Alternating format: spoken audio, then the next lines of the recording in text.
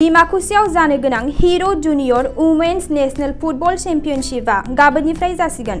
बे बादायलायनायाव गुबुन गुबुन जायगानिफ्राय बादायारिफोरखौबो फैनायखौ नुनो मोन्दों। बे समाव बड'लेण्ड बुब्लि खौरां बिजोंनि खौरांगिरि अनसुला बसुमतारीनि एक्सक्लुसिव लाइभनि गेजेरजों जानो गोनां हाबाफारिनि साखाफारा जानायखौ दिन्थिनि। खुलुमबाय, बड'लेण्ड बुब्लि नायगिरि साफ्रोमखौबो आं बे समाव नोंथांमोनखौ बरायग्रोनाय जाबाय। आं दं दायो उदालगुरि जिल्लानि सिङाव थानाय दिमाकुसिनि मिनि स्टेडियाम फिल्डआव। बे समाव आं नोंथांमोननो मोनसे गोजोनथाव खौरां फोरमायनो सानदों। गाबोन 21 जुन हिरो junior under 17 women's national football championship 2022 all India football फेडारेशननि बानजायनायाव गाबोन 21 जुनाव बे गेमखौ जोंनि नैबे दिमाकुसि मिनि स्टेडियामावनो जागायनो थाखाय साखाफारा जादों। बे समाव केमेरा पार्सन बिथांखौ दिन्थिनो थाखाय आं खावलायदों। गाबोननि थाखाय जानो गोनां बे मिनि स्टेडियामाव दायो बे समाव साखाफारा जानानै दङ। बे समाव गासै बिथिंखौ नायोब्ला गासैबो रेडि, जास्ट अखानि थाखाय बे जायगाखौ साखोन सिखोन खालामनाय जायाखैमोन। दा बे समाव जोङो एसे अखा गानायखाय बेखौ साखोन सिखोन खालामनाय जादों। लोगोसे आं बे समाव बे बानजाय आफादनिनो मानगोनां आफादगिरि बिथांनियाव माखासे जों खोथाखौ मिथिनानै लागोन।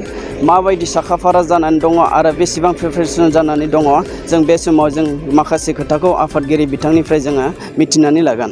जिहेतु गाबोन आन्डार 17 चेम्पियनशिपआ जागायसिगोन, बे समाव नोंथांमोना माबायदि साखाफारा जानानै? गिबियावनो नोंथांमोननि चेनेल एबा नोंथांमोनखौ साबायखर बावदों आरो बिनि गेजेरजों रायजो राजानिसिमबो जों मेसेज होनो हागोन।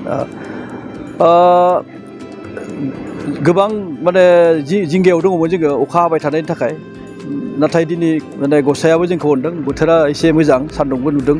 दा बेखायनो जोङो जिहेथु गाबोननिफ्राय जानो गोनां बादबाखि जेरै थानाय जानाय लोंनाय बेफोरो गासै प्रिपारेसना जाजोब्बाय, खिन्थु फिल्डआव प्रिपारेसन जों खालामनो हायाखैमोन बारा। खिन्थु दिनैनि बोथोरनि थाखाय जोङो मोजां रोखोमनि नाजागासिनो दङ फिल्डखौ प्रिपारेसन खालामनो थाखाय। आरो गाबोननो जिहेथु जोङो आसाम आरो पुडुचेरीनि गिबि गेम जागोन। दा बे गिबि गेमाव बेखेवनाय हाबाफारिनि आगोल जोङो कालचारेल डेमनस्ट्रेसन, बेजों लोगोसे बानजाय आफादा गांसे बिसम्बि दिहुनदों। बे बिसम्बिखौ बेखेवगोन मानगोनां बिटिआरनि EM दावबायसा बर' बिथाङा।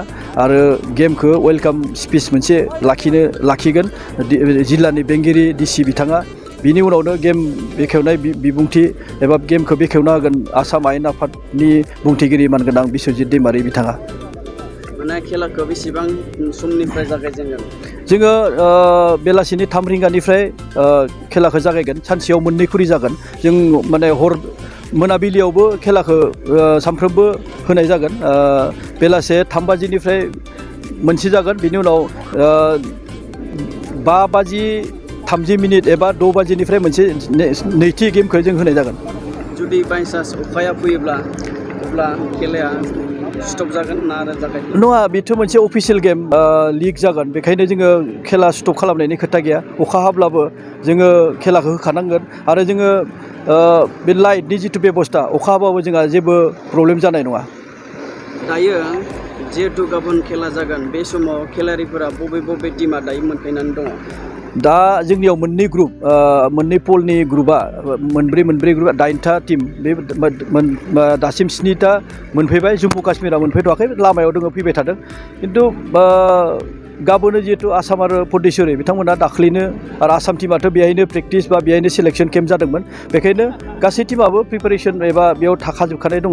अफिसियेलफ्राबो मोनफैजोब्बाय। बे समाव रायजो राजाफोरखौ मा बुंनो खावलायगोन? बे समाव आं नोंथांमोननि गेजेरजों रायजो राजाखौ मोनसे खावलायनो सानदों। जिहेथु उन्दै हिन्जावसा गथ'फ्रा गेलेगोन आन्डार 17 women national football championship tournament, बेहाय जिथु गेलेगोन। बेखायनो उन्दैसा गेलेगिरि बिथांमोनखौ थुलुंगा होफैनो थाखाय, उत्साह होफैनो थाखाय आं रायजो राजाखौ खावलायदों। लोब फैनानै जाहाथे बिथांमोनखौ उत्साह होफैयो, थुलुंगा होफैयो। मानोना बे उन्दै खेलारियानो गाबोन हयथ' इन्डियाखौ बिथांमोना रिप्रेजेन्ट खालामनांगौ फुटबलनि बेलायाव। बेखायनो आं रायजो राजाखौ गुरैयै खर' गंग्लायै आर'ज खालामो, जाहाथे बयबो लोब फैनानै खेलाखौ उपभग खालामफैयो। निस्सय नोंथांमोना बे समाव खोनानो मोनबाय बिथां आफादगिरिनिफ्राय माखासे खोथाखौ। बे समाव खेलाया गाबोन जिहेतु जागोन, बेखौ नोंथांमोननो फोरमायदों। आङो बे समाव बड'लेण्ड बुब्लिनिफ्राय अनसुला बसुमतारी